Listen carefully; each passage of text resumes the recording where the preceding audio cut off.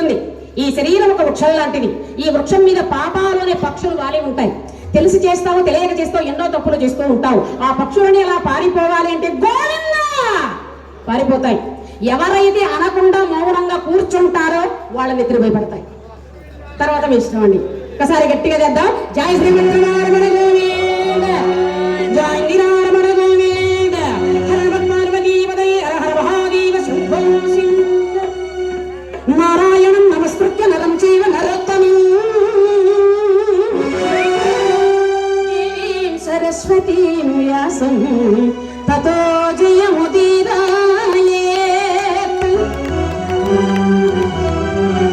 ధర్మతత్వజ్ఞులకు ఇది ఒక ధర్మశాస్త్రము, ఆధ్యాత్మికులకు ఇది ఒక వేదాంత నిధి, సత్కవీశ్వరులకు ఇది ఒక సాహిత్య భాండాగారము, నీతి కోవిదులకు ఇది ఒక నీతి శాస్త్రము, పౌరాణికులకు ఇది ఒక మహాపురాణము, సకల రాజకీయ సారాంశము, సకల ధర్మాధర్మ నిలయము మహాభారతం.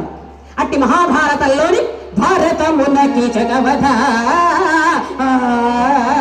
భారతమునకి జగవధ భళి భళి అనగాలిన కథా.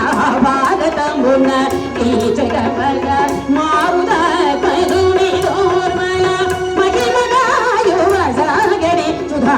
భారతమునకి జగవధ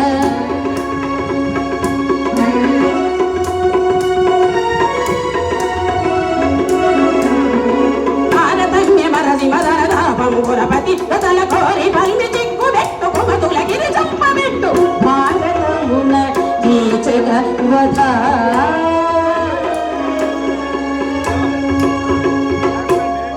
కౌరవులు పాండవులు ఆడిన మయాజుగంలో ఓడిపోయినటువంటి పాండవులు శరత ప్రకారం 12 ఏళ్ళు అరణ్యవాసాన్ని పూర్తి చేసుకున్నారు. అజ్ఞాతవాసాన్ని విరాట నగరంలో జరుపు నిశ్చయించుకున్న వారే ధర్మరాజు తన తమ్ములను దగ్గరకు చేర్చుకున్నాడు. తమ్ములారా, విరాట నగరము మనకు అన్ని విధములా అనుకూలంగా ఉంటుంది.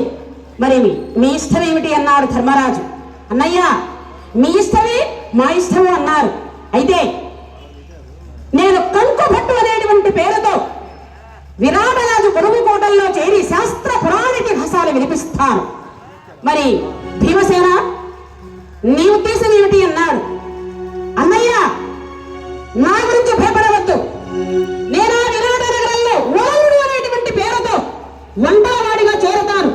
రకరకాల పిండి వంటలను చేసి రాజుగారిని మెప్పిస్తాను.